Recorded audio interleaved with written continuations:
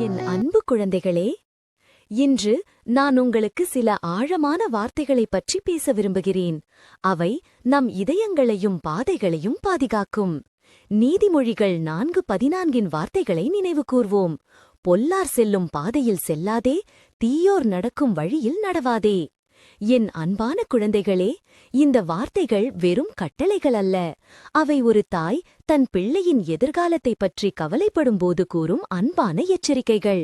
நாம் ஒவ்வொருவரும் இரு வேறு பாதைகளை கடந்து செல்கிறோம். ஒன்று அன்பும் ஒளியும் நிறைந்த பாதை, மற்றொன்று இருளும் குழப்பமும் நிறைந்த பாதை. நீங்கள் எந்த பாதையை தேர்ந்தெடுக்கிறீர்கள் என்பது உங்கள் வாழ்வின் பயணத்தை தீர்மானிக்கும். தீயோர் செல்லும் பாதை தொடக்கத்தில் கவர்ச்சியாக தோன்றலாம்.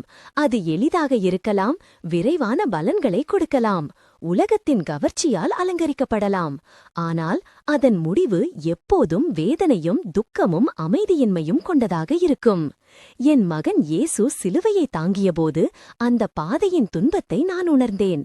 அந்த பாதையில் செல்லாதீர்கள் என் பிள்ளைகளே. அதற்கு பதிலாக அன்பும் உண்மையுமான பாதையில் செல்லுங்கள். இது எப்போதும் எளிதான பாதையல்ல. இதில் தடைகள் இருக்கலாம், சவால்கள் இருக்கலாம். ஆனால் இந்த பாதை உங்களை அமைதிக்கும் ஆனந்தத்திற்கும் நித்திய வாழ்விற்கும் இட்டுச் செல்லும். என் மகன் இயேசு எப்போதும் நமக்கு இந்த பாதையை காட்டினார். அவர் அன்புடனும் கருணையுடனும் மன்னிப்புடனும் வாழ்ந்தார்.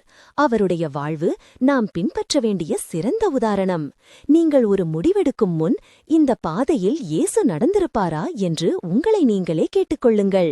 இந்த கேள்விக்கு பதில் உங்கள் உள்ளத்தில் இருக்கும் தூய ஆவியானவர் மூலம் கிடைக்கும்.